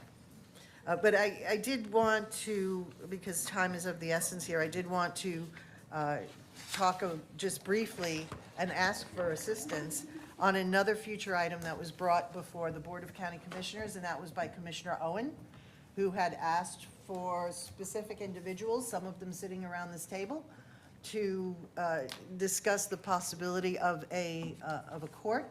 And what he did say at the last Board of County Commissioners meeting on the 20th, when the human trafficking report was presented, Commissioner Owen talked about that there had been a meeting, that it was looking like there would possibly be a special docket, but not a separate court set up. I have not had the opportunity to speak with Commissioner Owen, and because of sunshine laws, Commissioner Cameron Cepeda cannot speak to Commissioner Owen about any business that might be coming before the Board of County Commissioners. So if any of you in this forum would like to share your knowledge of where that stands, that would be appreciated. And I'm looking at you, Ms. Skipper. Dottie Gruber-Skipper. I was one of those named, and I have had some conversation with staff. And what I know is from Commissioner Michael Owen, what he reported back to the Board of County Commissioners, is that there has been some movement. I don't know if Chief Judge Sabella wants to make any comments about that, or Gina Justice. I think you were in some of those meetings that Commissioner Owen had with State Attorney Susie Lopez, Chief Judge, others from the court system. But all I know is that there has been interest in moving forward, but I don't know all the specifics about an adult human trafficking treatment court, for the lack of a better name for it. I do know the juvenile court was abolished, which is heartbreaking, and I'm not quite sure what's happening to all of those youth that, from what I understand, many are falling through the cracks. So I would love to get both courts established again, but Anyway, I'll stop there, and Chief Judge, I don't know. Yeah, I'm no, putting you on the absolutely. spot. I'm happy to comment. I want to reiterate that I am the new chief judge, less than 3 months, so I have a lot to learn, but I am all ears, and I want to assure you that I am committed to this commission and to providing services that we can provide from the court system to victims of human trafficking. And I am willing to listen, and we have had meetings, we have spoken to commissioners, and I am willing to have dockets that are related. But I do want to make it very clear that what the courts have jurisdiction over are victims who commit crimes. We have no jurisdiction over just victims. There's no reason for them to be in court other than to identify or testify against the human traffickers, the defendants. So assuming that there is this large population of victims, we only would be addressing that subpopulation who also commit a crime. And as far as juveniles, if these are sex crimes, they're not being charged with prostitution. I presided as the trial judge in a criminal case over a expansive human trafficking case where multiple defendants were charged, and there were adult victims in that. They were not charged with crimes. They came to court, they testified, those gentlemen were convicted, and they were sent to prison by me for a very long period of time. I felt terrible for those young ladies who came in to testify. One was brought in from another part of the state where she now lives, but there would have been no opportunity for the court to provide any supervision services to those adult victims of that human trafficking. But it doesn't mean that I'm not willing to listen, to work together with every agency and try to find out what services that we can provide, because I'll give the shirt off my back to the victims of human trafficking. Thank you, Chief Judge. I know there has been a lot of talk, perhaps modeling such a court after the Veterans Treatment Court that is so extremely successful, and a lot of similarities, but Veterans Treatment Court, those individuals have committed crimes typically.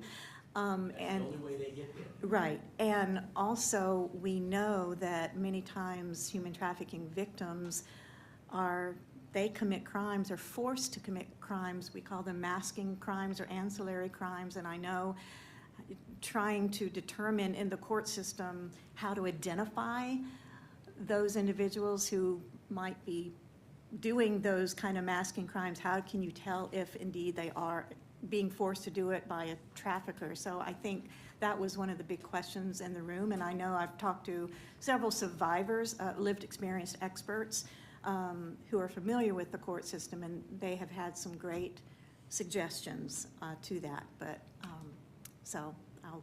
And I recognize that, and am willing to do whatever we can to try to identify those. You're absolutely right. There's masking crimes, they may be drug crimes, they may be sex crimes that they're arrested for.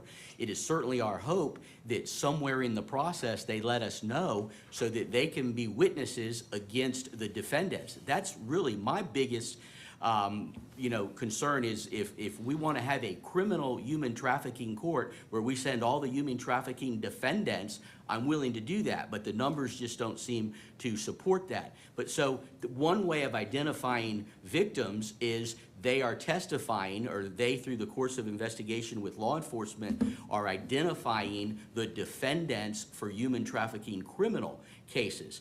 But as to those others that for whatever reason, there's no investigation into who the defendant is who made them a victim, I don't want those to fall through the cracks if we can address those. I think that to some degree, in the cases where they are arresting a defendant and they find victims that are also committing some crimes, they're not being charged by the state attorney, so they are not becoming defendants. Also, as I said, if they're under 18 and they were providing sexual services, there is no crime to charge them with. That is not, there's no prostitution charge for a defendant under 18. So they're not becoming defendants that the court can then provide services to. But it doesn't mean that I don't want to work with you from the court system to see how we can broaden the net to not just those individuals that are victims but don't also commit crimes. I just don't know, we can't create and hold over someone's head supervision of the court when they are not a defendant. The other thing that we are very concerned about is if we do identify a victim of human trafficking who comes into whatever problem solving, if we have something like the Veterans Court, and then they don't comply or they run away, then the judges are going to be put in a position of punishing them for their non-compliance and to some degree re-victimizing the victims of human trafficking. And I would not want to be in a situation of having to do that and look at somebody and say, because you didn't go to whatever the treatment or because you didn't meet with your mentor, I'm going to put you in custody because you didn't do that. I never want to be in that situation. Mr. Parkinson? Thank you, and thank you, Chief Judge. That was some great feedback. Dottie, your comments are right on point, given that we just had a presentation from court administration on the numbers coming through the system. And of course, the OPAGA data certainly also dovetails onto that as well. I've historically been involved in a lot of the development of the specialty courts, Veterans Treatment Court, Mental Health Court, whether it was in the development or funding or both. I still fund Veterans Treatment Court, portions of it. I still fund Mental Health Court, portions of it.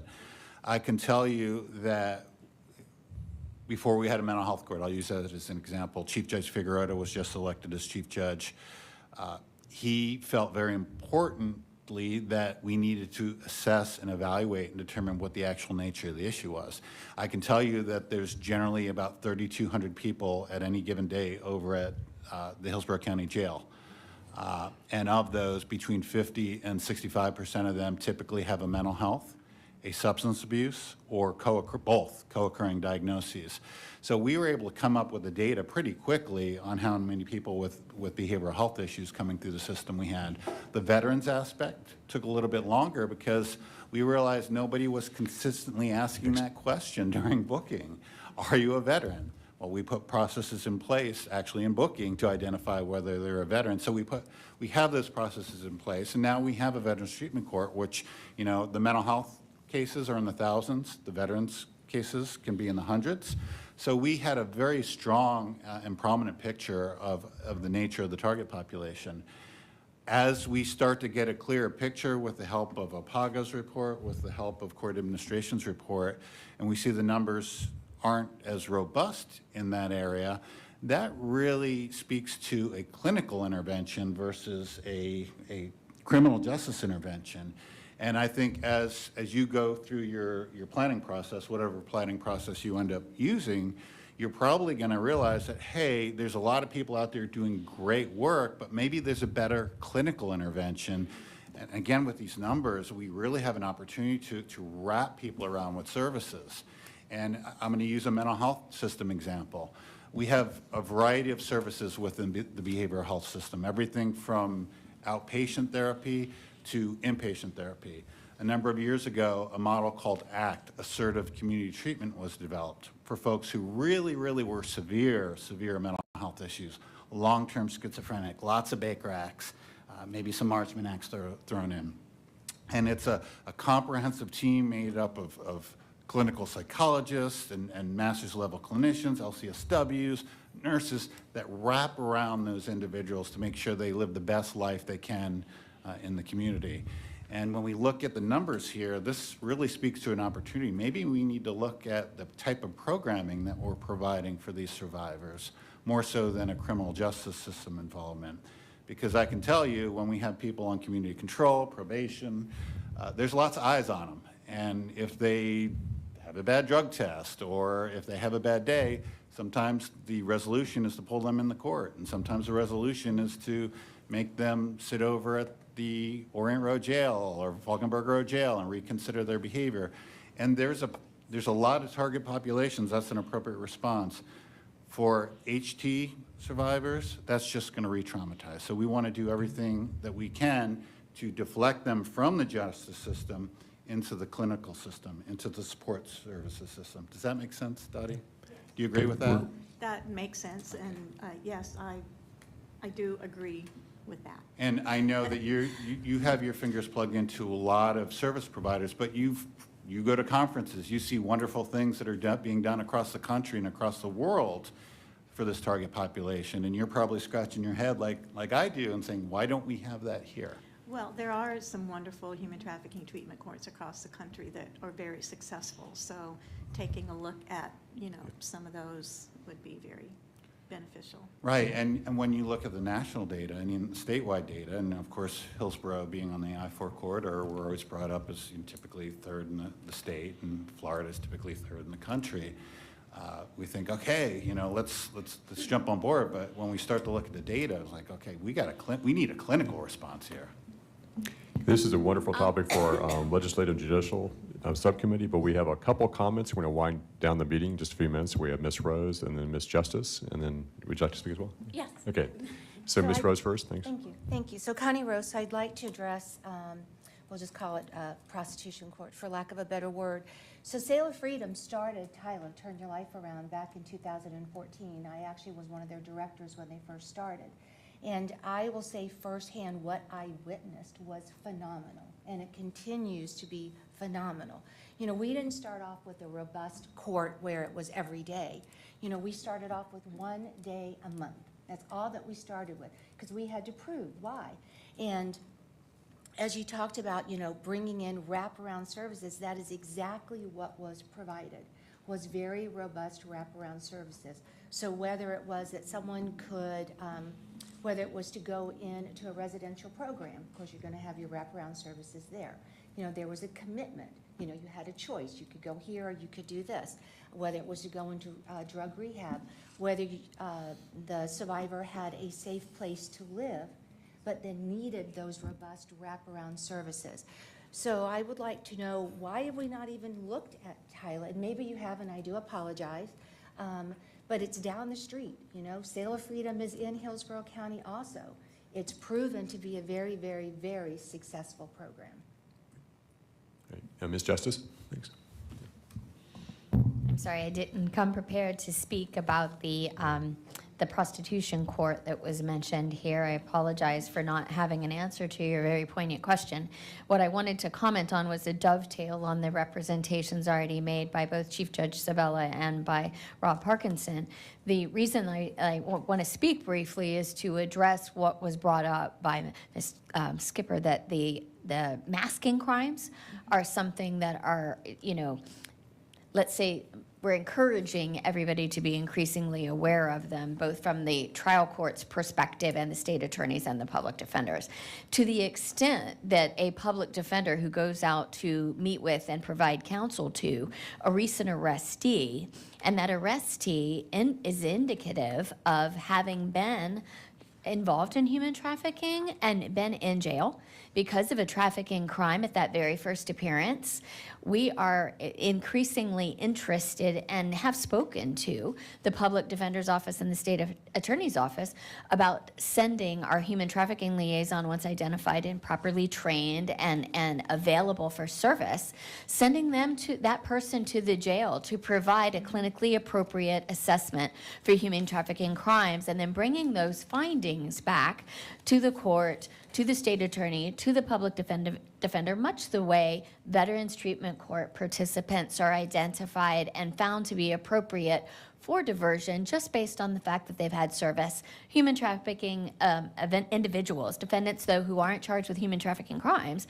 but human trafficked individuals might be quite suitable for some sort of diversion in a manner that has yet to be developed. I just wanted to throw that out there so that everybody has an awareness of some of the thoughts on our minds. Okay, I think we have one last comment from Ms. Clayster. I wanted to speak to the option court in regards to juveniles. The benefit of that was not in regards to focusing on labeling these children as human trafficked, especially in regards to children in the dependency system. We're looking at children who basically, we have decided that the state is going to, for lack of a better word, parent these children at this time. The wonderful thing about the option court was that all the parents were brought together in a room at one time, and that judge could call out the parents that weren't doing their jobs. When you don't have a judge pointing out who's not doing their job in parenting this child, things fall through the cracks. And I see it all the time, and I certainly don't want, I know everyone at DCF does the absolute best job they can. We are all just holding our heads above water with this and our kids. But just things like cell phone use and TikTok accounts and Instagram accounts, our kids that are in DCF custody are marketing themselves every single day, and we are allowing it. So that is where option court was fantastic, because someone like Judge Bowen was able to look and say, you know what? You need to be keeping a track on that cell phone. You need to be doing this. You need to be doing that. And was it overwhelming and was it hard? Yes. But those things needed to be pointed out. So, thank you. And once again, at the Legislative Judicial Subcommittee, I think we'll take this up again, the option court issues and et cetera. Those are very good topics for conversation there, and we'll vet Chair, those a little could more. I know you said last comment, but Yes. could I make This is it, this is the last comment. Thank you. I would just like to have the court entertain the consideration in that court liaison position to closely look at a lived experienced expert in that position. That lived experience, there are many here in our community that they can smell it a mile away, because victims typically don't self-identify, even going into the jails. I know created used to go into the jails and work with the women. I think they still do, but they're not going to self-identify, even sitting in a jail, for the most part. Connie, would you agree with that? I agree 100%. So having a lived experienced expert who is very knowledgeable with the system and in how to identify and relate to someone who has been trafficked, it's a whole different ballgame. So I would like for you to consider that. And I know many lived experienced experts might have a record, but many of them have had records that have been expunged. So I'll be quiet. Just a brief response. Yeah. First of all, I apologize. That's I all right, apologize to the Thank chair. you. I know there's a lot of discussion time Yes. taken up on Robert's Rules of Order, unless I'm a fan of issues. But that concern was voiced during the development of the position, and that's incorporated as well. But it doesn't have to be a person with lived experience, but it can be. And I also want to remind folks that somebody with lived experiences could also be a case manager or a registered nurse or a licensed mental health counselor. They can be both. So I think when they get folks that apply, they look for the folks with the broadest scope of experience, and that could do everything. Yeah, I would absolutely love that too. And the standards are established by the Office of State Right. Administration in Right. Tallahassee. I just want to say that the local court at the 13th Judicial Circuit has to follow the recruiting standards established by the state court system in Tallahassee. And so we do set the metric that's identified in the class spec that's identified with the state court. We adapt those class specs to address the needs of the human trafficking responsibilities that will be encumbered by the incumbent, but we are sometimes rather confined. I will just use that broadly. And I would also like to add, again, funding other similar specialty courts, we have positions that have, we call them peers, that aren't necessarily funded through court administration, but are funded by a nonprofit that do not have those same restrictions. But they're still there, they're part of the treatment process and part of the treatment team. So. Okay, just wrapping up, we would talk about the meeting location change. Ms. Montellano? Yeah, I'm still looking. I was informed by HTV that this room is being renovated in December, so we won't be in this room. We will be in this building. The setup might be a little bit different. We'll be in a much smaller space, because this is the only one that's this big. And HTV has limitations on where they can broadcast from. So it may not be that we have live cameras. It may be that they broadcast what is captured on Teams. So people familiar with Microsoft Teams, they would just broadcast the Teams meeting on television. And that brings up a discussion we can have at the steering committee, is whether or not having these meetings televised is something that the commission wants to continue to do, because that is not in the resolution, it's not in the bylaws. That was just a decision that was made by the board at the time when the commission was formed. So that we can also discuss at steering committee. I did want to let everyone know, and this is going into new business, that the Statewide Council on Human Trafficking is next week. It's Tuesday, October 3rd. You do not have to, well, you have to go to Human Trafficking Summit, and that information was sent to all of you, and register so that you can join the meeting. It is all virtual. And that's all I had under new business. Okay, I would like to invite Mr. Parkinson, Ms. Justice, to the Legislative and Judicial Subcommittee. If you could continue the discussion there. We had a really good discussion today about that. And that's, like I said, we haven't set the date yet, so that'll probably be later. We'll work on a date. Yeah, if you don't mind, continuing the discussion there as well. I'd like to further vet those issues. So we'll work on a date between now and December. Yes, yes, ma'am. For both the steering committee and the legislative and judicial committees to meet. Okay. And I'm not sure if there's any other new business, any other comments? I know there's no public comment today. But one other announcement. The State Department of Juvenile Justice is holding their annual Restoring Hope Conference in Orlando, October 31st through November 1st. It's a great opportunity to meet with some of the juvenile justice stakeholders and subject matter experts. You also have ready access to DJJ executives out of Tallahassee. Commissioner Cameron Cepeda, I believe, is going, as am I. Last year, I participated in a session with the person at DJJ in Tallahassee and the person at DCF in Tallahassee that are responsible for coordinating the human trafficking response, to work with them and understand the process that they use. And Dottie's familiar with the HTST and how they're trying to create an evidence base for it. But if you're available, if it's something you'd be interested, I will send the invite to our administrative staff coordinator and let her send it out. But again, if you're available, if that's something that interests you, it's a great opportunity to see how the sausage is made, but also be able to impart advice to them on how to fix some of the system issues. Okay, thank you.